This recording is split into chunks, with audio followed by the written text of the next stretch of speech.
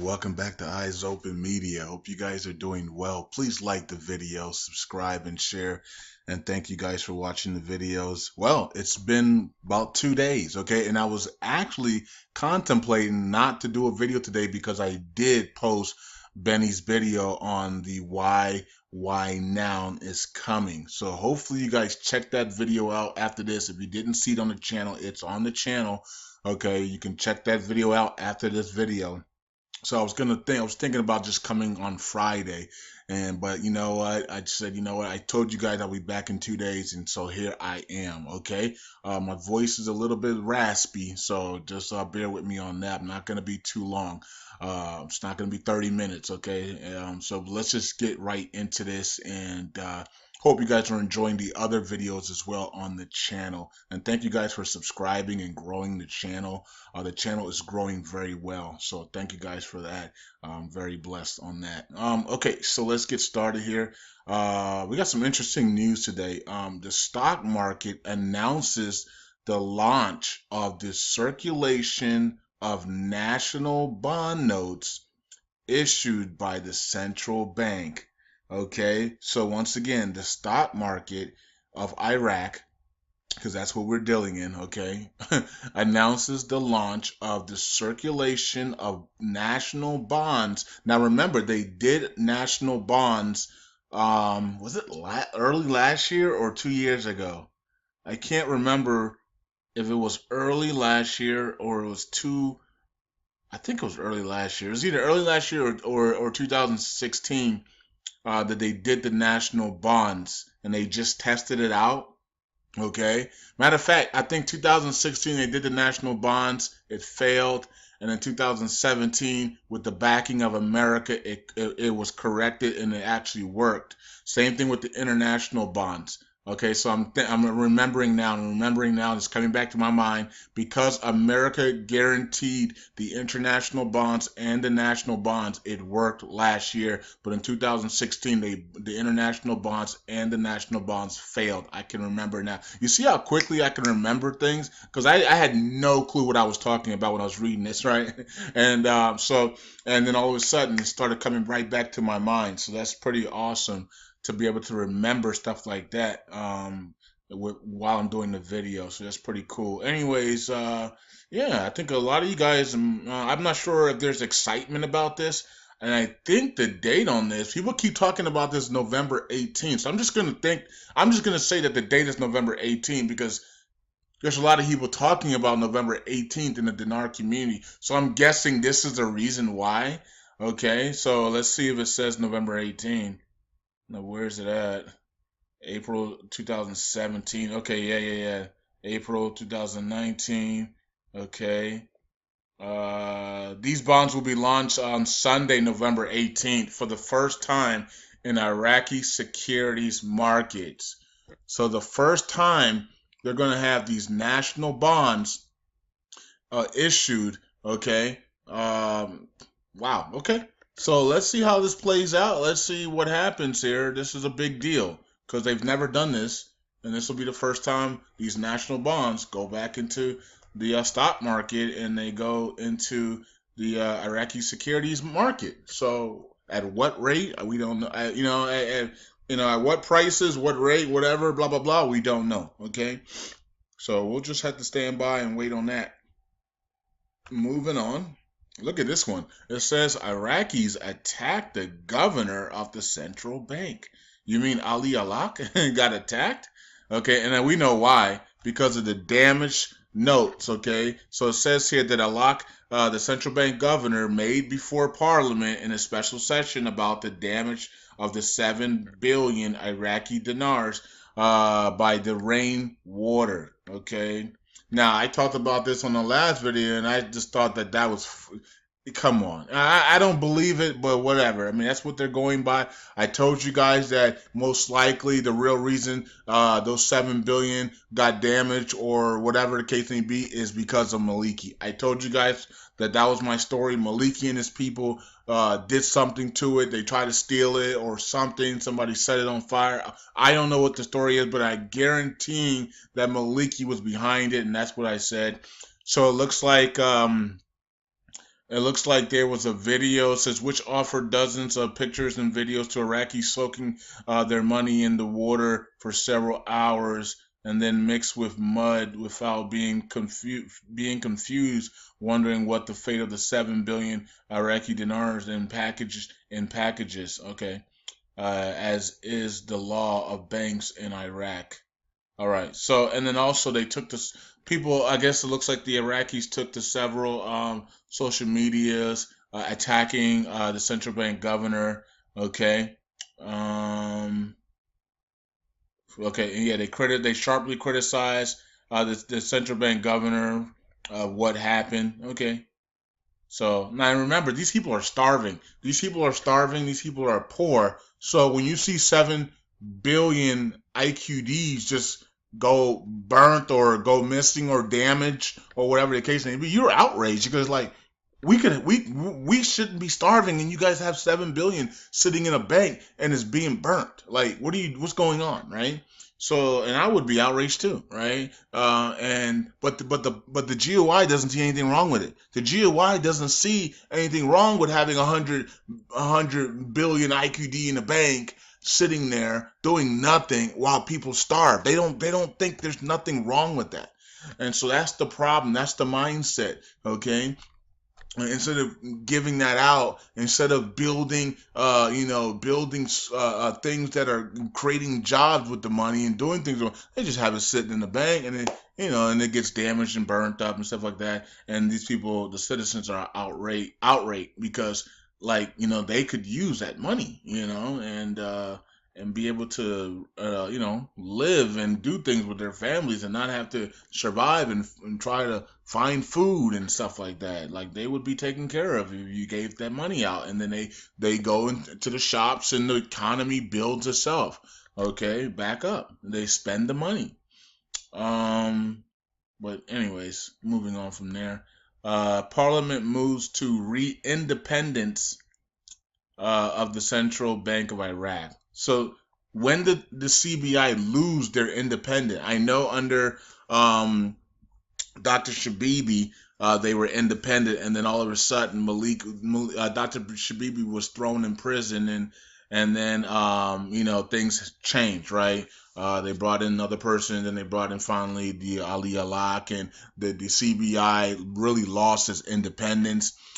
They passed a bill this year to become independent again, and that law passed, right? And they were celebrating their independence. I remember the celebrate. It was either last year or this year. They were celebrating the final, being independent body again. I'm not sure if that was last year or this year, but I remember the celebrations last year. Um, but anyways, it says here that on Thursday that Parliament is moving to take measures to restore the independence of the central bank. Okay.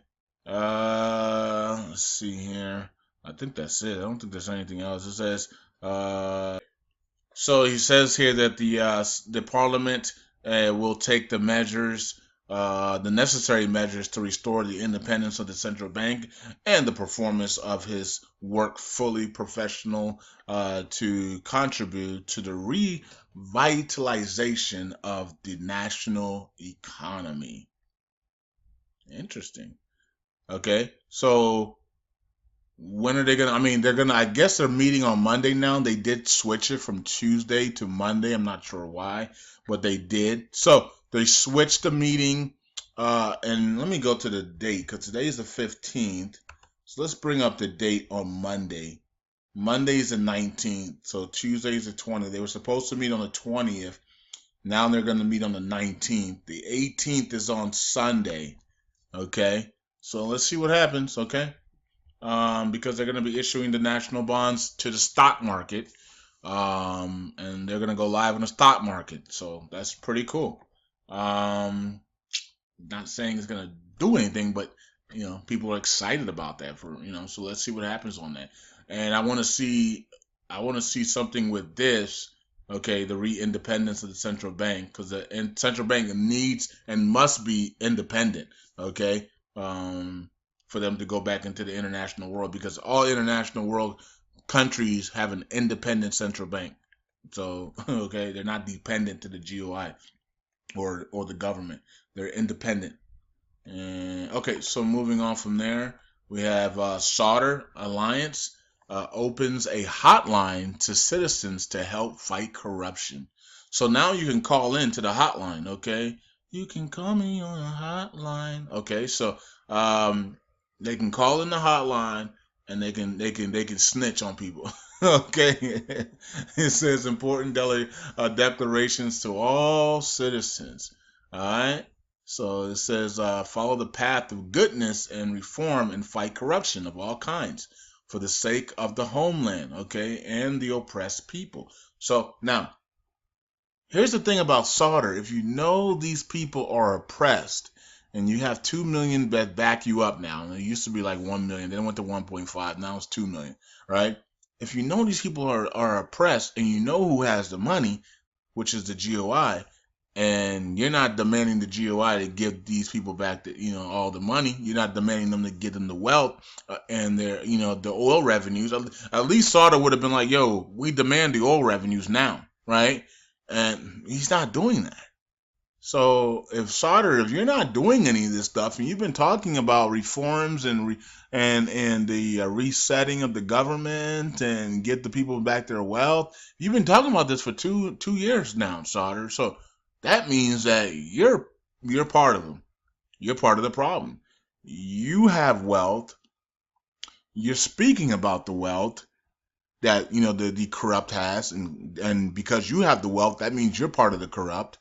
And you're going around telling the citizens to demand their stuff, but yet it's been 2 years and they still have not received not even the oil revenues. They haven't even received the monthly oil revenues that are part of the Constitution, Sauter. So that tells me that, Sauter, you're part of the cabal system with the corrupt GOI. That's it. Because 2 years is long enough, right? I mean, these people have been marching with Sauter, been going to Tyree Square, been doing it all, screaming about the reforms. Sauter's talked about the reforms. But if you are that man with 2 million people backing you, and no army can stop you in Iraq, okay, with 2 million civilians backing you, why don't the people have oil revenues? Why haven't the people gotten their purchasing power? Unless you're doing all of this as like a shadow, keeping them busy, keeping the citizens busy, pretending that you want them to, thrive and be well, but in the back end saying they'll never get their stuff.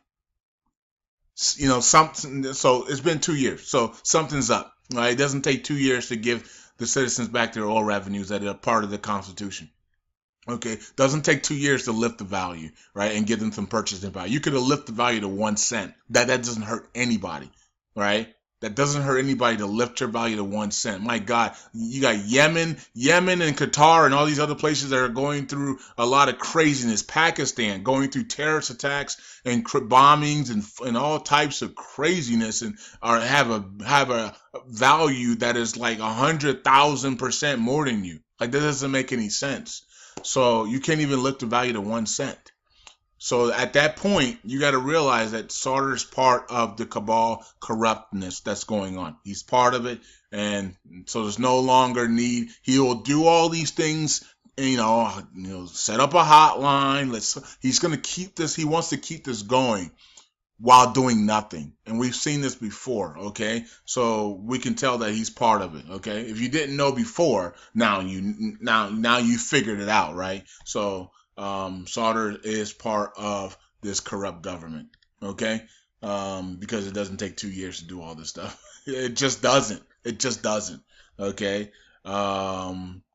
So let's move on from there. A deputy in the wisdom of Nuri al-Maliki responsibility for the damage of the 7 billion and calls for accountability. Once again, I said that it's probably going to be Maliki and his guys, that did this.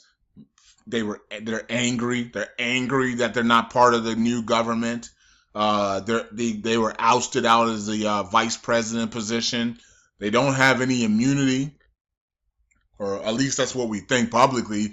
Privately, they probably still have immunity and they probably still have access to every government building. Okay. Privately, they're probably still ruling people in the government, even though publicly they have no positions.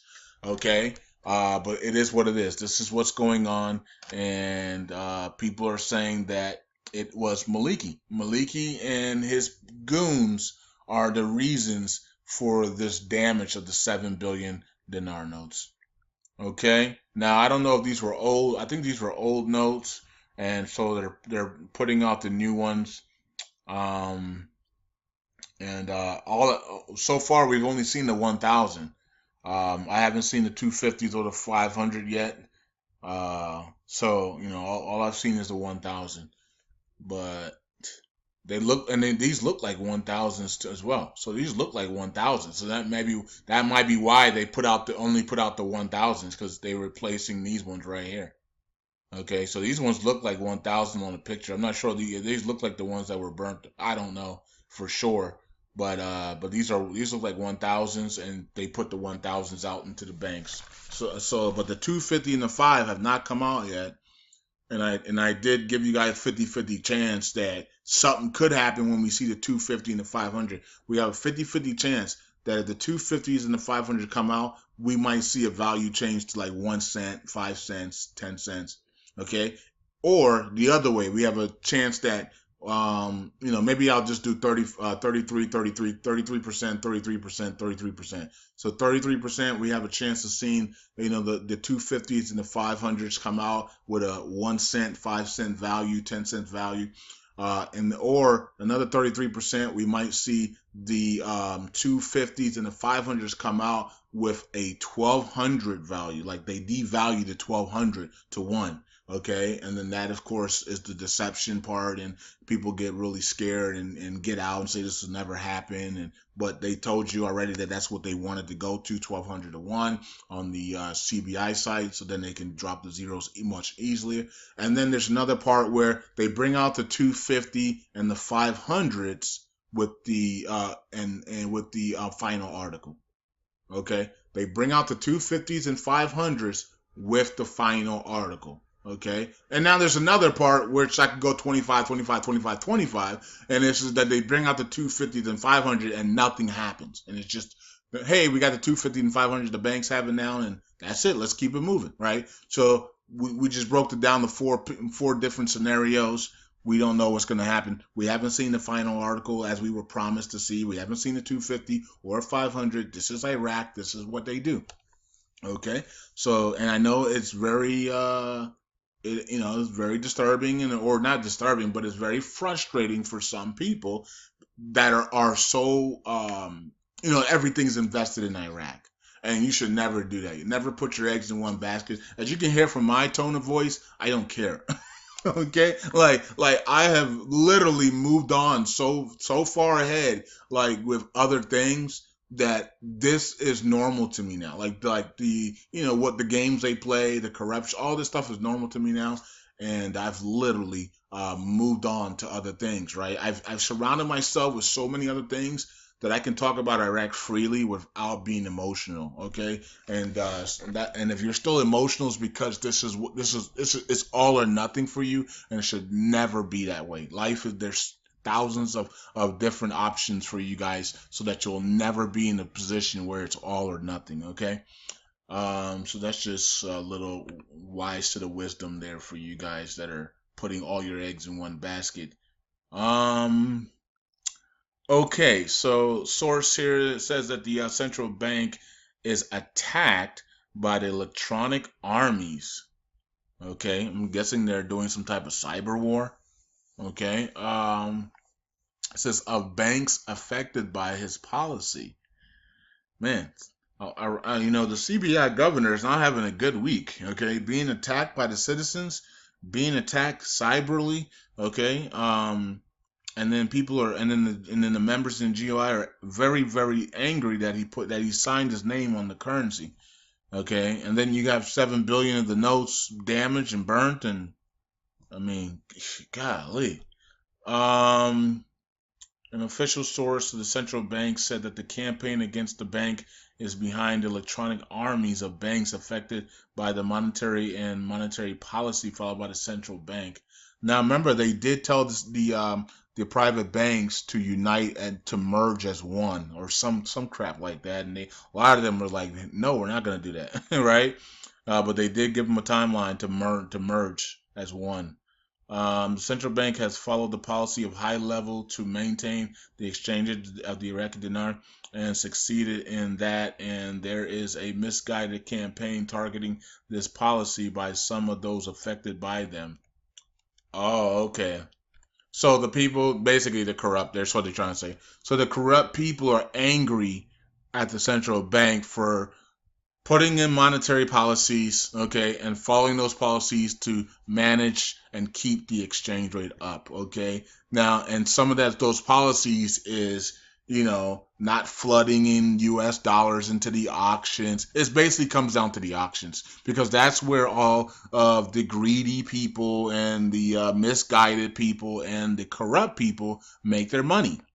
It's from the auctions and the black market. So when you hold a 2%, and everybody knows, and they put out the daily rates and of two, and so that hurts the black market, right? It hurts the people on the streets that are trying to rip off the citizens and stuff. So that's why they hate the CBI, because the CBI, if they're following the monetary policies of the IMF and the World Bank and the BIS and the U.S. Treasury, and they're complying with the 2%, and they got everything straightened out, it kills off the black market. The people who scam basically are the scammers of the citizens. It kills them off, and it also kills the corrupt from being able to steal the dinars or whatever the case, and then sell it to other people in other countries for a lot of money. They will take it.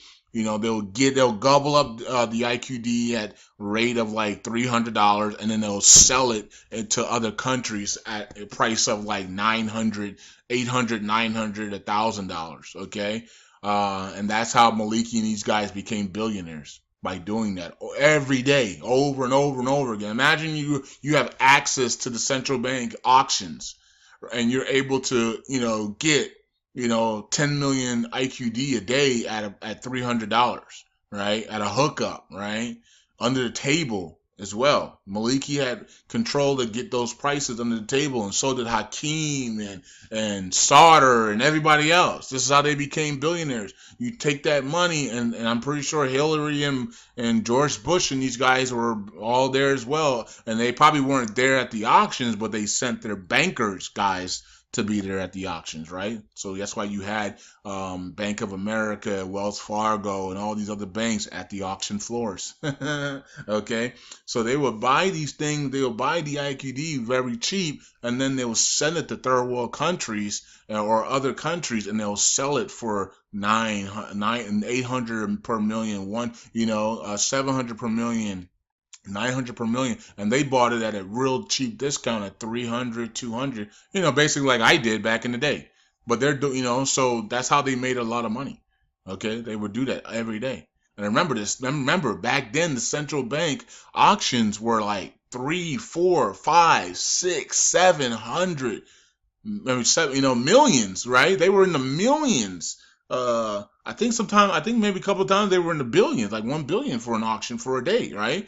And so back then it was like 700 million auction for one day. And so these people were going in there and grabbing those IQDs really, at a good price, and then they would sell it to third world countries and second world countries, for 100, 200% flips.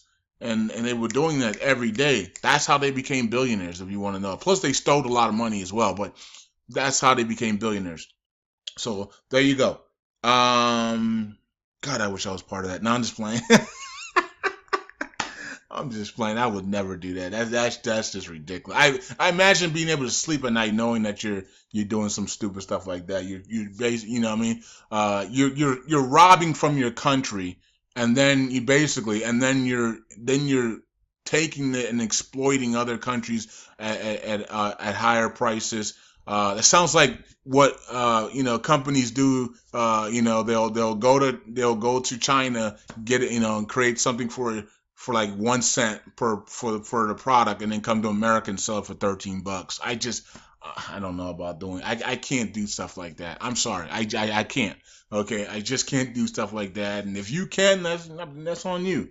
I just can't do stuff like that. Especially when those people in China are in sweatshops working like slaves in bad conditions, in conditions just so you can have your product. Like I can't work like that. I'm sorry. I need my people. Like if I had a company, it would be like a beautiful building. It'll be TVs. It'll be a lounge. It'll be food. It'll be what I mean. Like it'll be comfortable, and people would create stuff there, and then we'll price it at a good we'll make it at a good price, in a reasonable fair value price, and then we'll sell it at a reasonable fair value price as well.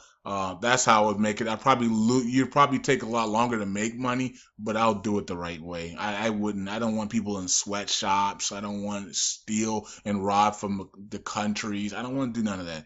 You got to be able to sleep at night. And these people, and I guarantee you, a lot of these people that did these things they can barely sleep at night because it eats them up inside when they see their citizens starving and they know it's because of them.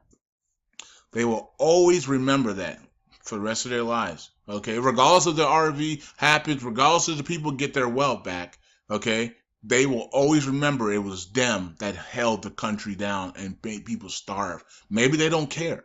Okay, but I guarantee when they go to bed, sometimes they do care because even even the hardest evil person has a good day, right? So they're not hard all the time, like, you know what I mean? Even they have a soft side sometimes. It might be their mother, right? It might be their grandmother. It might be their little puppy.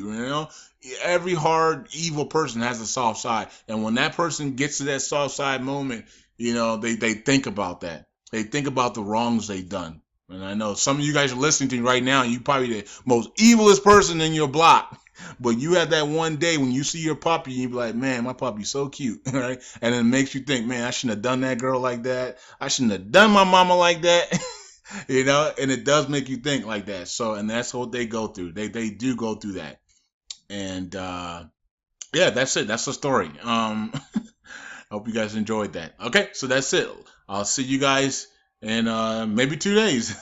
Might be 3 days, but I'm hoping to keep this 2 day thing where I do a video and I come back not the next day, but the next day after. Okay, so that would be, I guess, Saturday. So I'll see you guys Saturday night. Peace out. God bless.